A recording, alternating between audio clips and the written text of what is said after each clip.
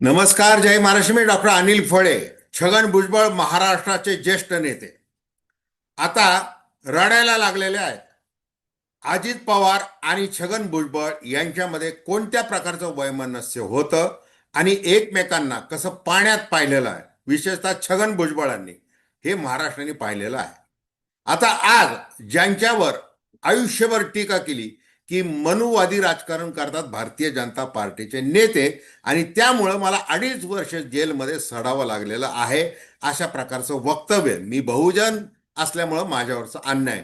आता त्याच मोदी, शाह आणि फडणवीसांच्या नुसार राष्ट्रवादीचे सूत्र हलतील असं स्पष्टपणे काल येवल्यामध्ये सांगून टाकलेलं आहे.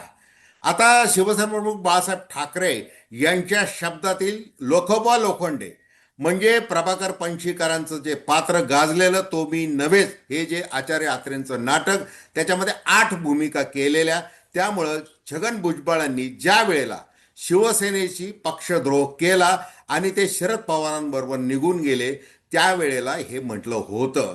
आता त्या छगन भुजबळांनी शिवसेना प्रमुख बाळासाहेब ठाकरे ज्यांनी त्यांना मुंबईचं महापौर केलं, नेता केलं, सगळे आमदार केलं, सगळे पदं दिले, तर त्यांनी त्यांच्याशी गद्दारी केली म्हणून त्यांना 6-7 महिने पुढचे बाउन्सरच्या गराड्यामध्ये काढावे लागलेले आहे.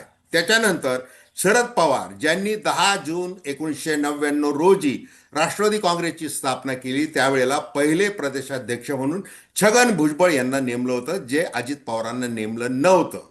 आणि मग ज्येष्ठ नेते म्हणून अजित पवारांनी नेहमी त्यांचा सन्मान केला, परंतु अलीकडच्या काळामध्ये ते राष्ट्रवादी काँग्रेसमध्ये आले ते मंत्रिपदाच्या आशेने.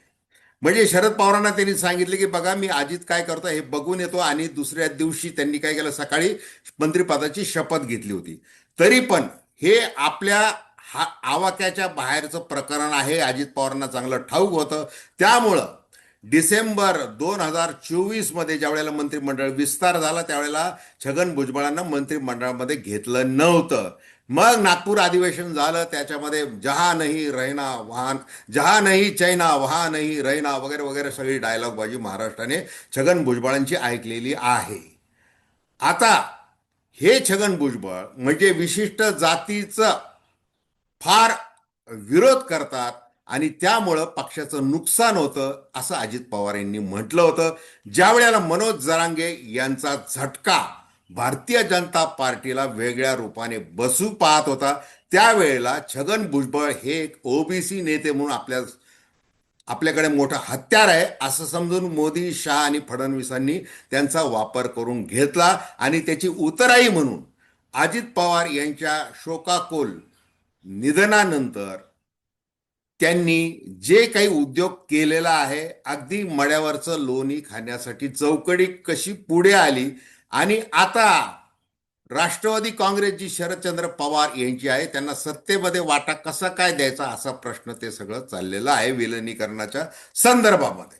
आपण थेट विश्लेषण करतोय आणि दर्शकांना विनंती की चॅनल सबस्क्राईब करा, सबस्क्राईबचं बटन दाबावं आणि आपली प्रतिक्रिया बिनधास्तपणे नोंदवावी. छगन भुजबळ लालित्यपूर्ण सारंगी वादन करत आहे, त्यामुळं आपण काय करा की आपल्या प्रतिक्रिया बिनधास्तपणे नोंदवा. म्हणजे केव्हा कृतज्ञता व्यक्त करायची, केव्हा कृतज्ञ व्हायचं राजकारणामध्ये, याचं एक आदर्श उदाहरण छगन भुजबळांनी घालून दिलेलं आहे. तेव्हा विनंती आहे की चॅनल सबस्क्राईब करा आणि आपल्या प्रतिक्रिया बिनधास्तपणे नोंदवा.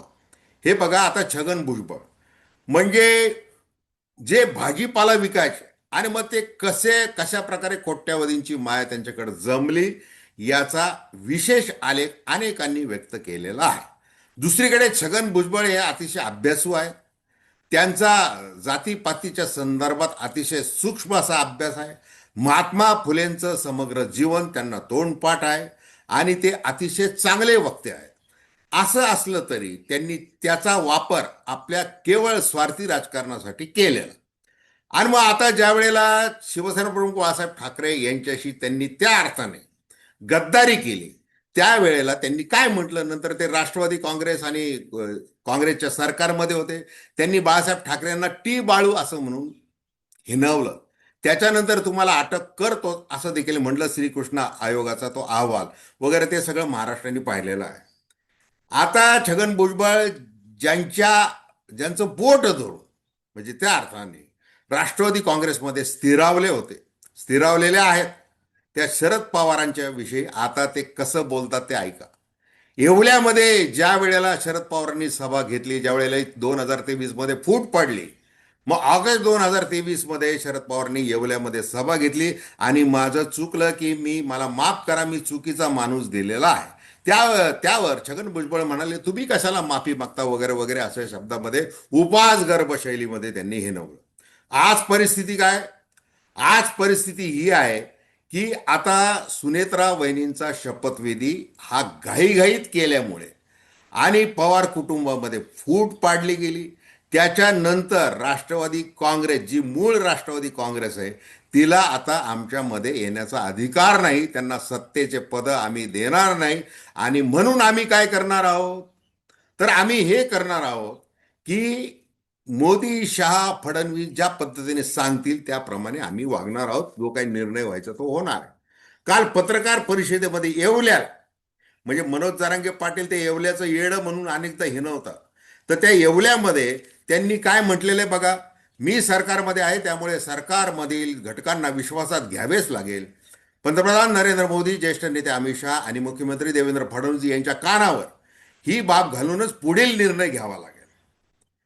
मला एकट्याला काय वाटतं हे महत्वाचं नाही असं म्हणत छगन भुजबळ म्हणाले. दोन्ही ठाकरे एकत्र आले, तसे पवार एकत्र आले तरी हरकत नाही. मात्र तसे काही बोलणे झाले असेल तर काय बोलणे झाले माझ्यासह कोणाला माहिती नाही. मुख्यमंत्री देवेंद्र फडणवीस यांनी स्पष्ट केले आहे की दादांनी त्यांच्याशी कधीच अशा प्रकारची चर्चा केलेली नाही. हे छगन भुजबळांचं वक्तव्य आहे. म्हणजे बघा की कशा प्रकारे शरद पवारांची कृतज्ञता, म्हणजे त्यांच्या प्रती कृतज्ञ कसे वागत आहेत, जसे शिवसेना प्रमुखांशी ते वागलेले होते. आणि मग आता आपण काय केलं पाहिजे, म्हणजे कशा प्रकारे राजकारणामध्ये पलटी मारली पाहिजे, कसं पलटूराम झालं पाहिजे.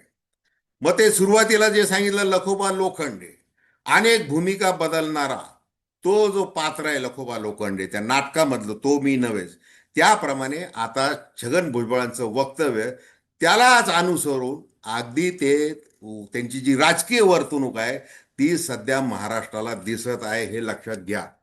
अनेक गोष्टीत बोलण्यासारख्या. आता धनंजय मुंडे हे कसे आहेत की त्यांनी आता स्वर्गीय गोपीनाथ मुंडे यांचा वारसा चालवला पाहिजे, ओबीसी नेते झालं पाहिजे वगैरे वगैरे, ते सगळं बोललेलं आहे. भारतीय जनता पार्टीमध्ये जाण्याचा विचार धनंजय मुंडे यांचा होता आहे आणि त्याप्रमाणे ते अमित शहाशी बोलले वगैरे, ते सगळं अलीकडच्या काळात घडलेलं आहे. ज्या वेळेला अजित पवार बीडमध्ये आले त्यावेळेला उपस्थित राहण्याचं सौजन्य देखील धनंजय मुंडे यांनी दाखवलं नव्हतं. परंतु आता सुनेत्रा वहिनींच्या मागे पुढे ते दिसायला लागलेले आहेत. म्हणजे एकूण काय तर अजित पवार यांचं जे नेतृत्व आहे ते कसं कितपत स्वीकारायचं, मग छगन भुजबळांनी दाखवून दिलेलं आहे, धनंजय मुंडेंनी दाखवून दिलेलं आहे.